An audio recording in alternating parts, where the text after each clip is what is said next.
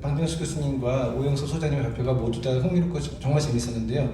근데 발표에서 뭐랄까요, 미세한 부분은 아니고 큰 어떤 흐름에서 불일치가 좀 있는 것 같아서요. 그 부분을 박 교수님께도 답신을 들으면 흥미로울 것 같고요. 또 이제 오 소장님께도 답신을 들으면 흥미로울 것 같습니다.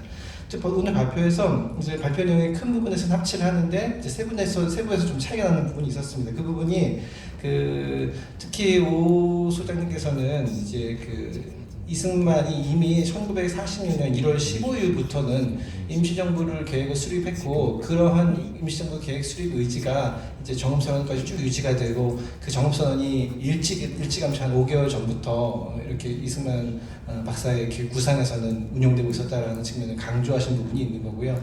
그에 반해서 박명수 교수님은 일찌감치 45년부터 이승만 박사는 38선 철폐 운동이 먼저 진행이 되면 그 이후에 통일정부 구상을 논의해야지, 먼저 통일정부 구상이 된다면은 이것은 이제 한반도에서 소련 세력을 이제 제거하기 어려울 것이다라는 그런 판단에서 38선 철폐 운동을 강조했다는 것이 45년부터 적어도 한 46년 5월까지는 이런 관점이 유지됐다고 이제 보시는 관점이라서 두 관점이 차이가 있거든요. 그리고 특히 이제 저는 이제 그 관점이 이제 큰 차이보다는 아무래도 박명수 교수님은 사료를 중심으로 미국무성이나 이승만이나 이 사람들이 어떻게 인식하고 있었는지에 대해서 긴밀하게 사료를 중심으로 보신 거고, 이제 오 소장님은 대중에게 공개된 그런 이제 언론 발표를 중심으로 보신 거기 때문에 그런 사료의 차이도 있고, 또는 이제 오 소장님은 당시의 공산 세력을 대응하기 위해서의 이승만 박사의 입장 같은 것도 좀 더 강조하시다 보니까 이제 그런 부분들이 이제 사료에 해당되는 내용과 그런 이승만 박사의 관점을 연결시키시다 보니까 또 이런 연구 결과가 등장하신 건데, 그럼에도 불구하고 불일치가 있다고 보여지는 측면이 있기 때문에 이것을 이제 아까도 말씀드렸듯이 전략적 유용성 이렇게 해석할 수 있지만은 어떻게 생각하시는지 좀 부탁드리겠습니다.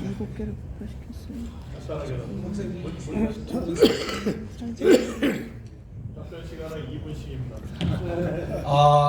사실은 38선 철폐가 45년 해방 직후부터 나와가지고 마지막에 제2차 미소공유의 마지막 순간에 하지가 이제 신탁정치 협의 대표가 안 되면 38선 문제를 얘기하자, 그렇게 얘기하니까 스티커프가 더 이상 얘기할 수 없다. 38선 문제가 나오니까 딱 끊어버리고 쉬어버렸거든요. 이만큼 38선 문제는 소련으로서는 아킬레스 건이었고, 미국이 그 문제를 어떻게 얘기냐면요, 미국이 얘기를 안 하고요, 회담 속에서. 그러면서 소련과 공격할 때 전 미국의 공관을 통해서 소련이 실질적으로는 분단을 고착화시키고 있다, 38선 철폐를 반대하고 있다고 하는 것을 그 세계의 공관을 통해서 알려라, 이렇게 얘기하고 있어요. 그러니까 이걸 보면 미국이 38선 철폐 카드를 상당히 중요한 카드로 주고 있고, 이제 소련과 협상이 안 될 때 그 문제를 내려고 했던 것 같아요. 그런데 이제 절적번은 38선 철폐하고 정부를 만들려고 했는데, 지나가다 보니까 소련으로서는 38선 철폐가 현실적으로 어려우니까 이승만이 38선 철폐도 한편으로 주장하면서 38선 철폐가요 계속 주장되고 있습니다. 끝까지 46년 5월달까지 계속 주장되고 있어요. 아까도 우리 양 박사님이 저한테 질문했는데, 이승만 박사의 대답, 군정의 단독정부 문제에 대해서 이렇게 대답을 합니다. 정확한 워딩을 얘기를 하면은, 원래 미소 공유회는 38선을 철폐하고 통일정부를 만들기 위해서 미소 공유회가 지금 시작되고 있는데, 소련이 이 문제를 들지 않기 때문에 나는 더 이상 자세한 말을 할 수가 없다. 그러니까 말하자면 소련이 38선 철폐를 거부하기 때문에 이 단독정부는 어쩔 수 없는 것이기 때문에, 내가 그렇다고 단독정부를 지지하는 것은 아니지만은 소련에게 책임을 전가하는 식으로 얘기를 하고 그 다음 얘기를 안 해요. 그러니까 이승만도 자기가 단독정부를 먼저 말함으로 말미암아 분단의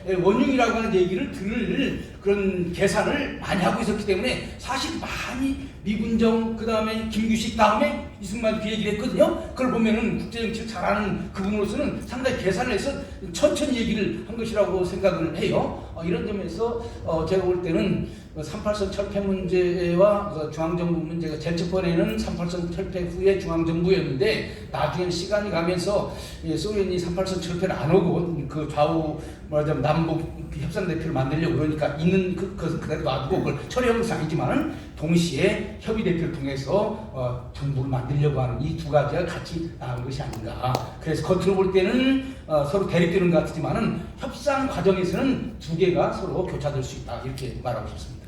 예, 보 교수님 1분 드립니다. 예중에서는 뭐 이야기할 분을 이야기 안 합니까? 예중에서 대동석에서 이야기가 좀 안 합니까?